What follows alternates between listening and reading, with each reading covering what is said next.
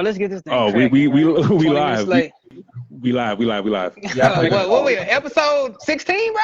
Episode 16. Yes, we are episode 16. The time is 7:20. We're a little late. Had a little bit of technical difficulties. But we gonna make it. But we in it, bro. April 21st. Hey, happy late 420 to everybody out there. But hey, the date today is 421. Shout out to that. Yes. Shout out my boy Zeke. 421 in the building. You know what I mean? We gonna make it. We gonna win that Super Bowl this year too. 421 day, bro. If y'all ain't know about it, Dallas Cowboys for life. All right, Mike, let's go and get this thing popping, bro. You want to talk about your week first, or you want me to jump it off? Man, you start off this week, man. Give us some information. All right. So, like I said, I'm gonna be off the camera, but I am gonna be on the mic. But without further ado, my week has been the same. Just trying to bring in that small change while I continue to add monthly cash to my account with my own money. I did a little trade on TNA, LabU. The basic stuff, just one trade each, and just taking the small change as I wait for the bounce back on my heavy stocks that I got in LabU. So other than that, just waiting. I see we got a little pop on small cap this week. Had a little bit of trouble Monday and Tuesday, but then today we got a little bounce. So what I'm saying. So we straight. Everything's still looking up and up. Don't really have no worries with the market. Just waiting on kind of my stuff to recover, and then add money by small weekly money every week. Other than that, just doing the same old. That's good. How about you, James? Go ahead. Tell us, how was your week? How'd your week go last week? Yeah, so last week was actually pretty good. I was heading in the right direction. I'm in long positions right now, like as I discussed with you like a couple episodes ago on Saxel. This is riding good, and then Monday, Tuesday, had a little dip, but I'm back to the positives now. So I'm just riding it out and just waiting for my 50% to hit, and then cash money, baby. So I'm just riding it right now. Speaking before you jump it off, Mike. Speaking of that long term, I did jump in the credit spread with you on Amazon, but I hadn't heard you call any other 25s out in the chat. Have you got any new positions? No, I haven't. No, I haven't done any more 25 credit spreads, but I always say just because I'm doing a 50, you can do a 25 with me. You know what I'm saying? If you take the same, I just mean in general. Have you opened any new positions since then? New credit spreads, yes. New $2,500 credit spreads, no. Right. So I will always put my credit spreads into the chat just so everybody can understand what I'm doing, just so we can have more flexibility. But if I'm doing if I'm doing $50 wise, somebody can be $25 wise or $10 wise. Hey, get them dollars wherever you can. So yeah, but any more questions about that, or where you at? No, that was it. That was good. That's about.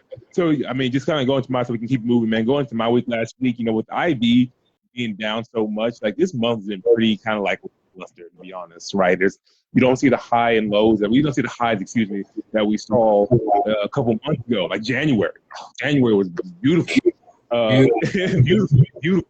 Greatest goal I've ever seen in my life. But with the drop in IV, this month's been kind of lackluster. I'm still up, and last week was actually a positive week. So I'm happy about that. But we want to we need to. I would love to see an IV spike and that be sustained for a little bit, so we can see an increase in premiums. That's not happening anytime soon, but hey, we can always hope for that. So just to kind of give you kind of one word. Meh. I actually stuck in the meh. Yeah, just meh. So, but that's good. Just kind of transition back to our actual topic for the day. What we want to talk about today, guys, is going to be our criteria for opening and closing trades. Everybody has a little bit differently. People might be more technical, more fundamental in their analysis before they open a trade or they pick the company. But I just wanted to kind of get some of our members' kind of experiences and kind of their kind of mental guide that they use to open a trade. So Schizzo or Imp, if y'all want to start it off, man, y'all can start it off, or I can go ahead first, man. Doesn't matter. How deep we want to get into it, Mike? Like how in depth? Whatever you feel. Whatever you feel like. We have about 10 minutes to talk, so just keep that in mind. But just whatever you want to talk about in that situation. I would probably scratch the surface because for time limitations, but we can have another conversation that might be more in depth in the future. Okay. So with that being said, I think for mine trying to just scratch the surface, I do evaluate the chart before I get into any position.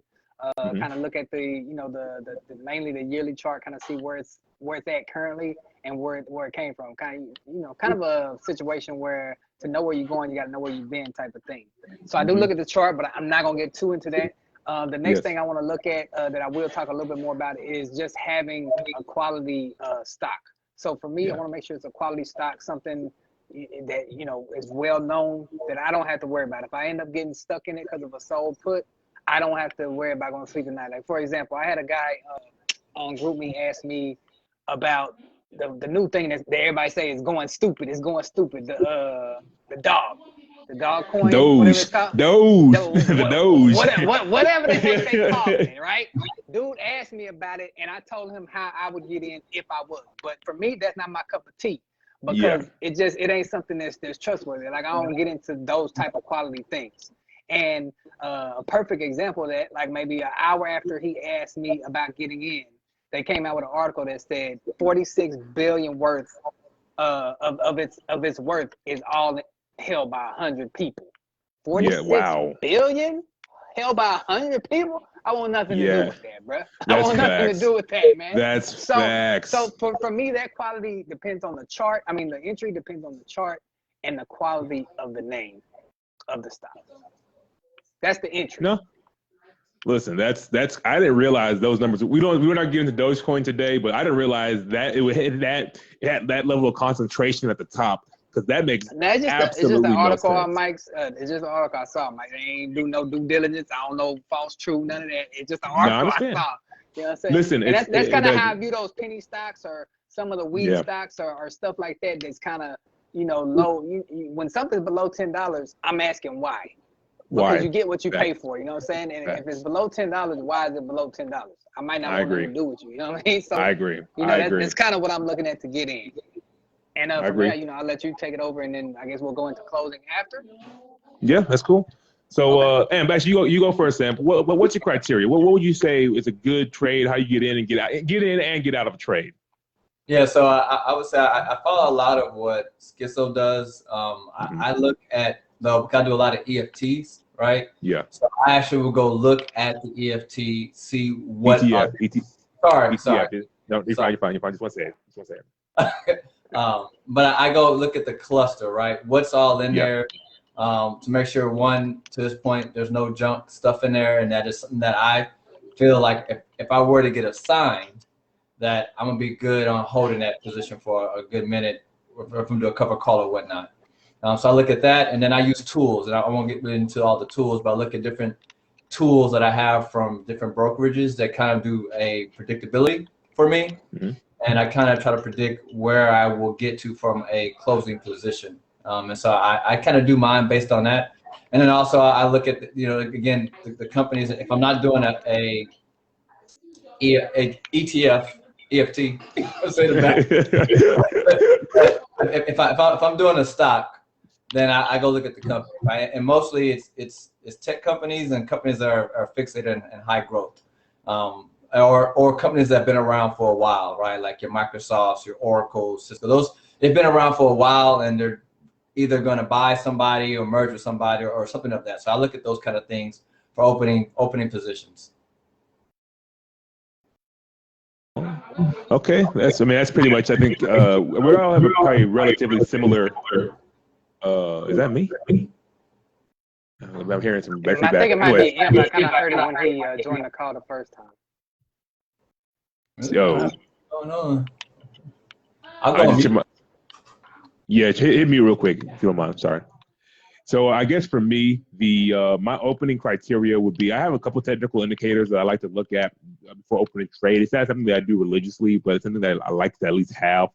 Maybe I look at the RSI, I have a couple Bollinger Bands, just to kind of understand where my price is of my current stock, opposed to its kind of historical, what's it's doing historically. Beyond that, I'm pretty mechanical in my trading. I always open a position, well, not always, but a significantly time, I open positions at around a 20 delta, which we can have a larger conversation in the future about what the delta means and what the Greeks mean. But that's kind of how I like to look at it. Opening a 20 delta around 30 to 60 days to today's expiration. And those really have helped me to kind of grow my account to where it is today.